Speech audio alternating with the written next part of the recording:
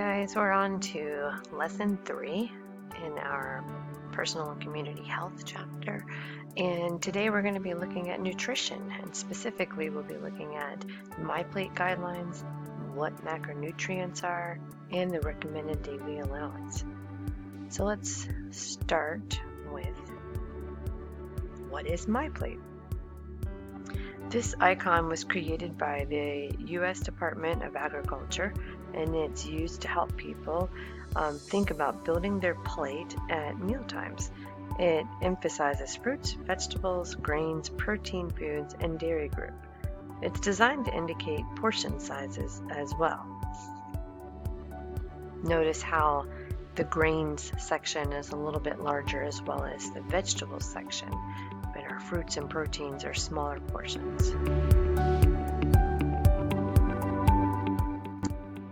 Some of the key notations that you'll see with the MyPlate recommendations is that they want you to gear up with whole grains, so they makes half of your grains that you eat to be whole grains.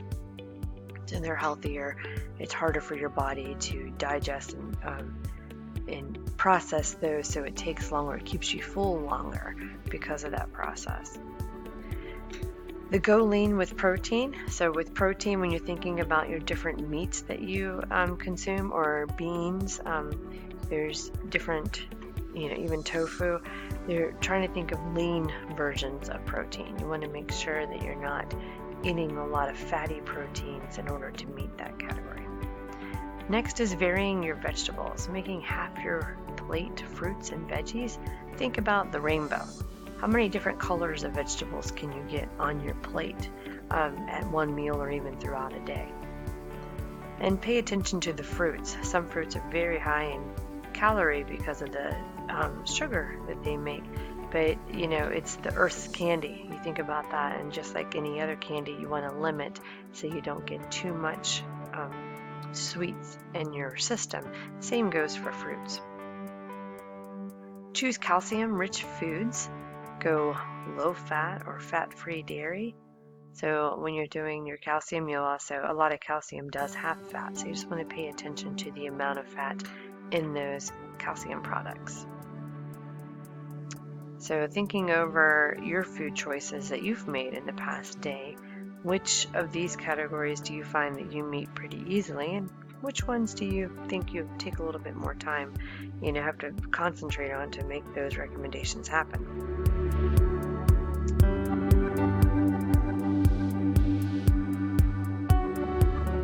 As you think about your meals from the past couple of days, think about why nutrition is important in terms of what you eat and how that's helping meet your nutritional needs.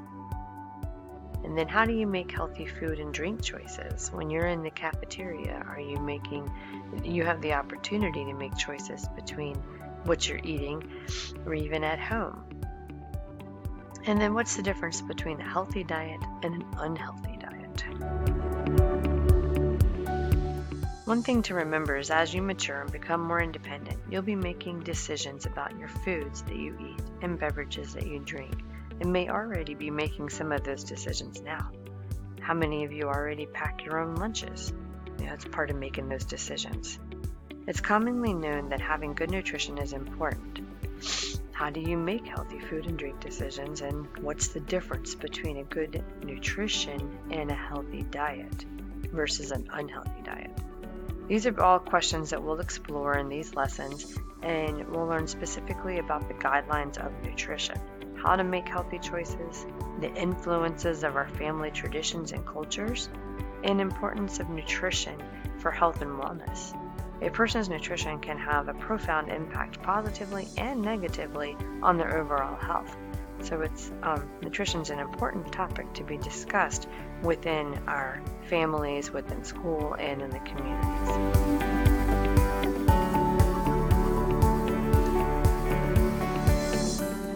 Nutrition is an act or a process of being nourished, and nourishment is needed for the body to sustain growth, repair itself, and perform vital processes, and to supply energy.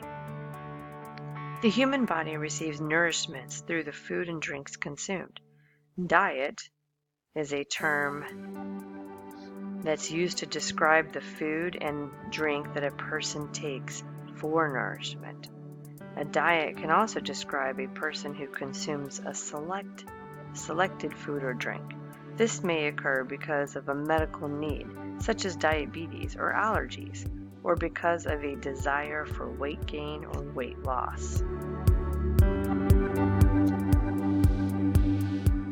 A focus on the right nourishment is especially important for teens because teenage bodies need healthy foods to grow and build strong muscles and bones. That's our physical health.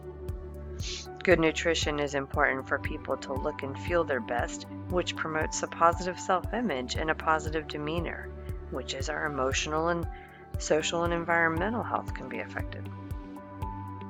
Good nutrition is also provides us the energy that we need in order to do well in school, perform daily activities, and participate in physical activity.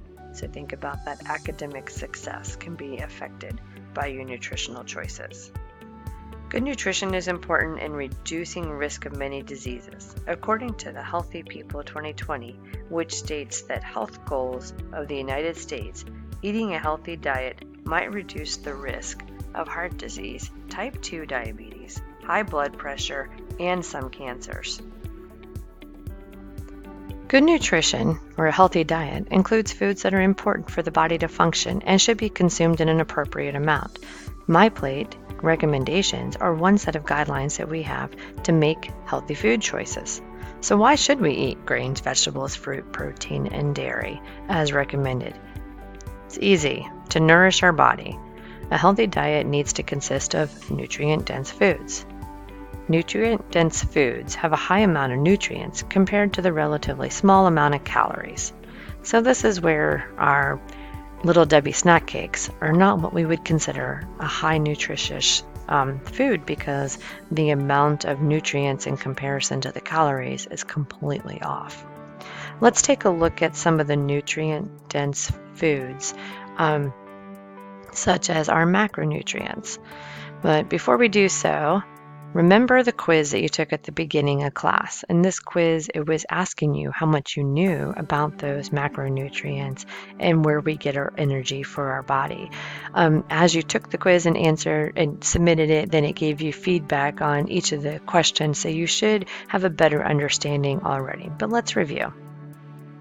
Starting with carbohydrates. Carbohydrates are probably the easiest food group to get in because this is where we have our breads, our grains, fruits, vegetables. It can be your rice, your potatoes, and several different starches that are all going to provide carbohydrates. These are very important because they do provide the fastest energy source for our body to use. Athletes also like to use carbohydrates in order to boost up their energy before a performance. Have you ever had a spaghetti dinner before competing in a sporting event? So that's a reason why. Next is proteins. Proteins are provided as an energy source in addition to carbohydrates, but proteins also have a really big job of building and repairing your cells. So after doing heavy weightlifting, you probably have little tears in your lean muscle mass, and that protein is going to be able to repair those tears in your muscles so that you don't lose the ability to use those muscles. We get our source of protein from meats, poultry, fish, nuts, seeds, legumes, and beans. And they can impact our performance because of the energy they provide and the muscle health that they provide. Last was fats of the three big macronutrients, and that fats are really important. Although we tend to try to eat low-fat kind of type of diets, we want to make sure we are getting the proper amounts of the good fats because fats are important for regulating your body temperature and protecting your organs, amongst other things. Saturated and unsaturated fats are the ones that we typically consume in our nutritional needs. The trans fats are often found in processed junk food, snack food, and so forth. And then the trans fats are the ones that we want to eliminate as much as possible. Our performance is affected by the fat because if we don't have enough good fat, it can limit your growth, development, and your performance.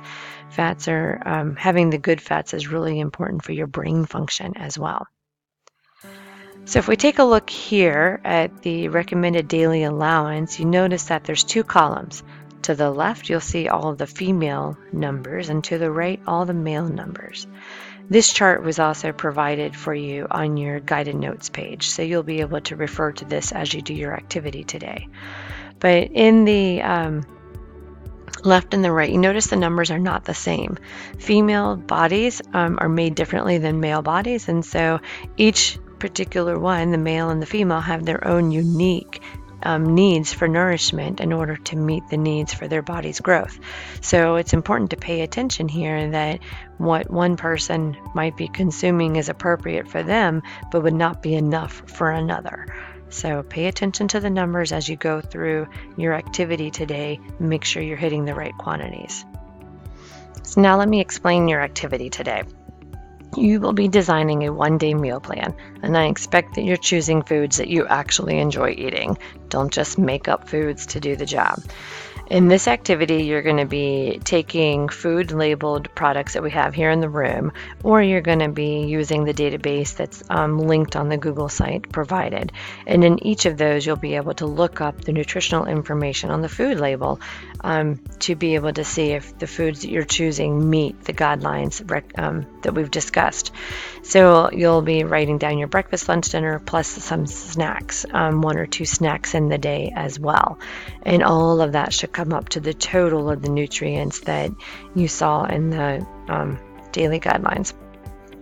One thing to keep in mind is reading a food label can be really tricky. So I've provided an interactive document on the Google site that shows a food label, and once you click it, you'll start to see little arrows that you can click to get pop-ups of information which describe that particular nutrient, but also there's a blue button for a video.